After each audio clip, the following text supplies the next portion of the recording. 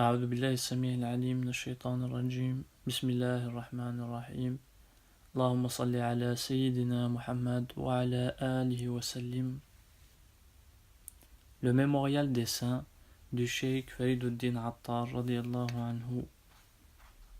Sentence d'Imam Shafi'i radiyallahu anhu. Ce maître par excellence dans la loi écrite, ce dialecticien irréfutable, celui dont les paroles dans l'interprétation des mystères sont l'expression de la vérité. Ce parent du prophète, sallallahu alayhi wa sallam, cet imam Shafi'i, que Dieu se complaise en lui.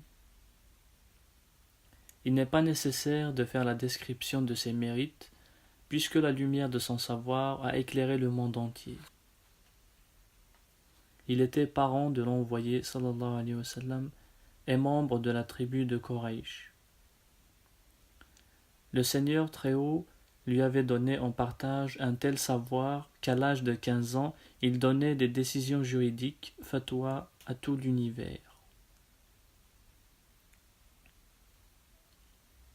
On raconte qu'Ahmad Hanbal radiyallahu anhu citait 300 000 hadiths de l'envoyé sallallahu alayhi wa sallam, qu'il savait par cœur sans avoir besoin de consulter le texte écrit. Eh bien, un personnage de cette valeur se constitua disciple d'Imam Shafi'i radiyallahu anhu. Il marchait à pied devant son cheval. Beaucoup de personnes dirent à Imam Ahmad radiyallahu anhu: comment un personnage comme toi s'abaisse-t-il au rôle de serviteur d'Imam Shafi'i radiyallahu anhu? Mais, répondit-il radiyallahu anhu, tous ces versets et ces hadiths que nous savons par cœur, lui, il en comprend parfaitement le sens. Sans lui, nous étions perdus. Dans le domaine de la science, il est comme le soleil, et la lumière de son savoir pénètre dans le monde entier. La porte de l'étude de la jurisprudence était fermée. C'est grâce à lui que le Seigneur Très-Haut l'a ouverte.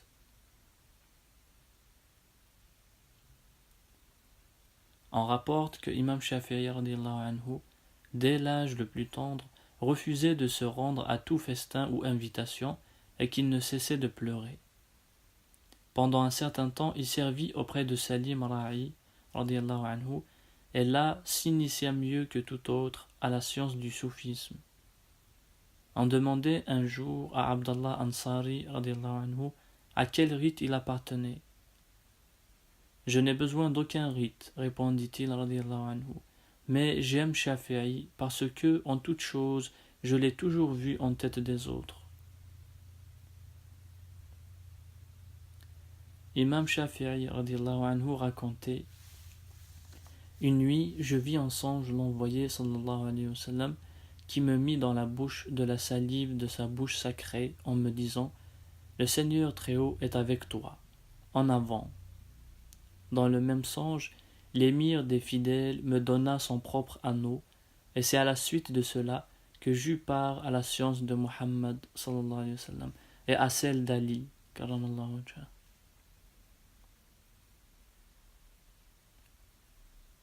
Imam Shafi'i radiyallahu anhu n'avait encore que 6 ans lorsque 2 hommes vinrent trouver sa mère et lui confièrent un dépôt.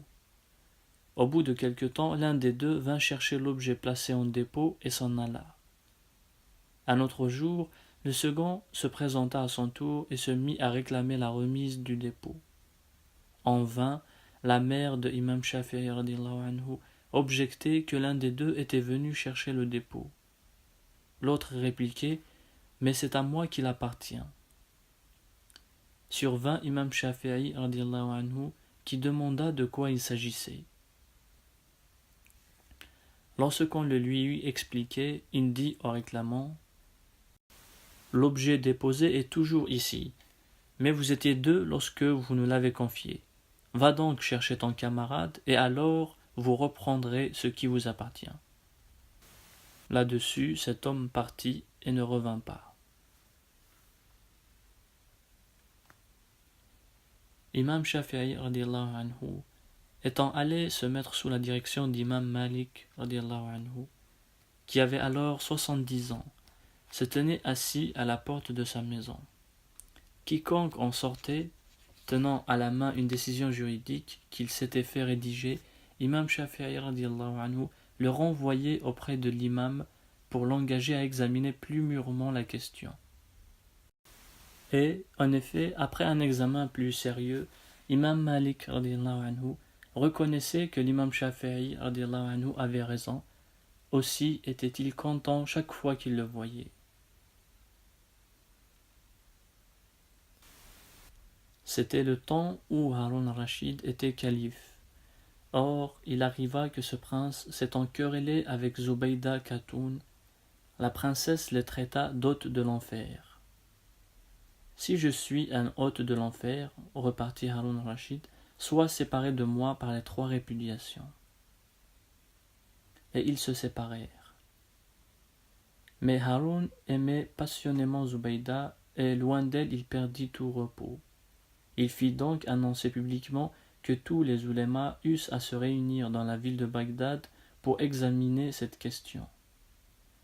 Mais, lorsqu'ils voulurent la trancher par une décision juridique, aucun d'eux ne put y parvenir. Tous dirent « Nous ne savons pas si vous êtes l'hôte du paradis ou l'hôte de l'enfer. » Eh bien, moi, dit Imam Shafi'i radiallahu anhu, je vais répondre à la question. Comme il était encore tout jeune à cette époque-là, l'assistance entière s'écria. Cet enfant est fou. Cependant, Haroun l'ayant invité à répondre, il lui dit, radiallahu anhu, est-ce toi qui demandes mon assistance ou moi qui demande la tienne? C'est moi qui demande la tienne, déclara Haroun. S'il en est ainsi, reprit Imam Shafi'i radiallahu anhu, descend du trône pour reconnaître la supériorité du rang des oulémas. Aussitôt, Haroun descendit du trône et y fit asseoir Imam Shafi'i radiallahu anhu. Celui-ci dit alors, radiallahu anhu, écoute, calife, j'ai d'abord à te poser une question. Quand tu y auras répondu, je répondrai moi-même à la tienne. Pose-moi ta question, répliqua Haroun. Ne t'est-il jamais arrivé qu'au moment où ta main était à la portée d'une mauvaise action du Seigneur Très-Haut, tu te désistais de tes projets coupables? Effectivement, répondit Haroun, ce cas s'est présenté une fois pour moi. Tu jures que tu dis vrai? Insista Imam Shafi'i radiallahu anhu. Lorsque Haroun l'eut juré, en ce cas, décida Imam Shafi'i radiallahu anhu, tu es un des hôtes du paradis. Mais sur quoi appuies-tu donc ta décision? Interrompirent tous les assistants. Sur le Coran, dit Imam Shafi'i radiallahu anhu, car dans le texte sacré, Dieu subhanahu wa ta'ala dit « Or quiconque forme le projet de commettre une mauvaise action et, par crainte du Seigneur Très-Haut, renonce à le mettre à exécution, le paradis sera son séjour. » Tous les assistants, vivement émus, s'écrièrent « Ce n'est encore qu'un enfant, et il est si avancé. Que sera-ce donc lorsqu'il aura grandi ?»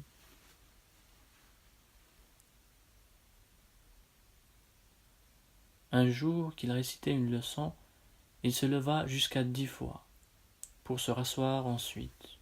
« Pourquoi vous leviez-vous » lui demanda-t-on.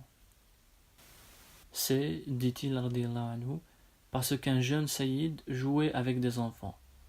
Chaque fois qu'il paraissait vis-à-vis de moi, je me levais pour lui faire honneur, car nous devons honorer les saïds. »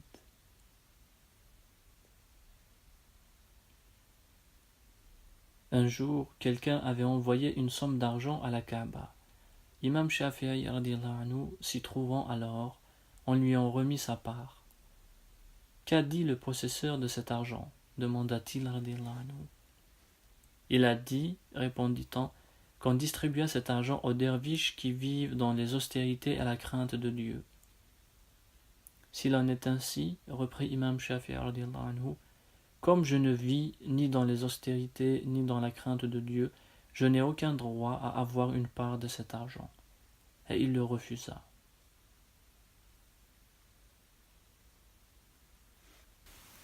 Une autre fois, Comme il se rendait à la Kaaba, ayant en sa possession une somme de 10 000 pièces d'or, ses compagnons lui dirent: avec cet argent, vous devriez acheter une terre bien arrosée ou un certain nombre de moutons.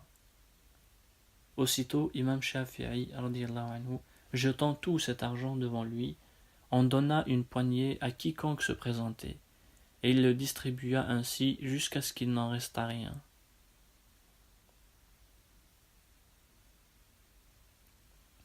Chaque année, on envoyait du pays de Rome, l'Empire byzantin, à Harun al-Rachid à Bagdad une certaine somme d'argent. Une année, les chrétiens députèrent 400 de leurs docteurs en disant: si vos savants engagent une controverse avec nos docteurs et parviennent à les vaincre, nous payerons le tribut. Mais, s'ils n'ont pas le dessus, ne nous demandez plus d'argent. Harun al-Rachid fit annoncer publiquement que tous les ulémas eussent à se rassembler sur le bord du fleuve. Tous s'y rendirent, en effet, et Imam Shafi'i, radiyallahu anhu, jetant son tapis à prière sur son cou, y vint aussi. Shafi'i lui dit Harun al-Rachid: charge-toi de donner la réplique à ces chrétiens.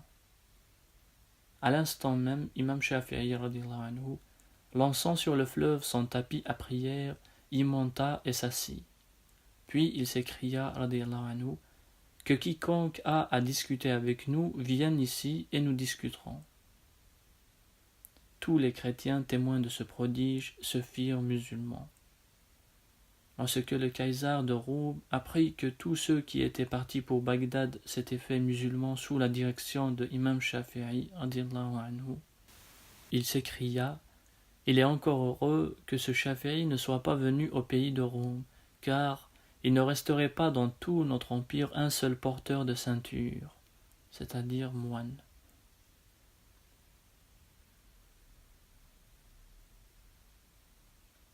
Plusieurs personnes dirent à Harun al-Rachid: Shafi'i ne sait pas par cœur le Coran et il ne pourrait pas le réciter sans avoir le livre sous les yeux.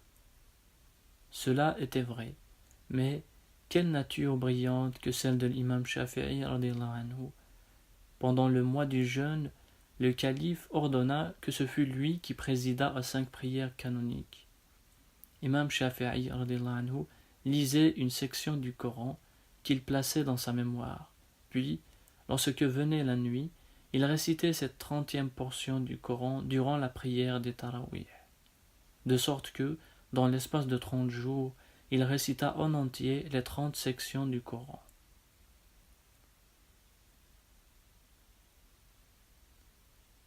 Imam Ahmad Hanbal radiyallahu anhu avait dit à Imam Shafi'i radiyallahu anhu: celui qui, avec intention, néglige une fois de faire sa prière est un infidèle. Non, reprit Imam Shafi'i radiyallahu anhu, mais il faut châtier sévèrement celui qui commet une pareille faute. Et il ajouta radiyallahu anhu: si quelqu'un qui a négligé la prière devient un infidèle, comment fera-t-il pour redevenir musulman? En faisant la prière, dit Ahmad radiyallahu anhu. Comment cela? Objecta Imam Shafi'i radiyallahu anhu, puisque la prière d'un infidèle n'est pas valable. Imam Ahmad radiyallahu anhu, ne trouvant rien à répondre, se tut et comprit que la manière de voir de Imam Shafi'i radiyallahu anhu était conforme à la bonne voie. Imam Shafi'i radiyallahu anhu disait: quiconque enseigne la science à un esprit inculte perd inutilement son savoir. Quiconque refuse, par jalousie, de communiquer sa science à un homme qui en est digne se rend coupable d'injustice envers lui.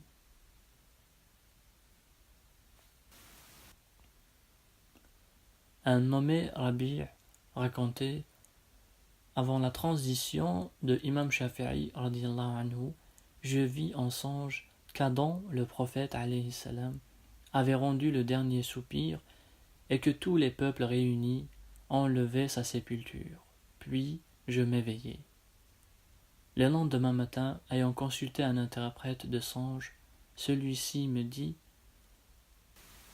il va transiter un homme qui en sait plus long à lui seul que les habitants du monde entier. En effet, quelques jours après, Imam Shafi'i transita.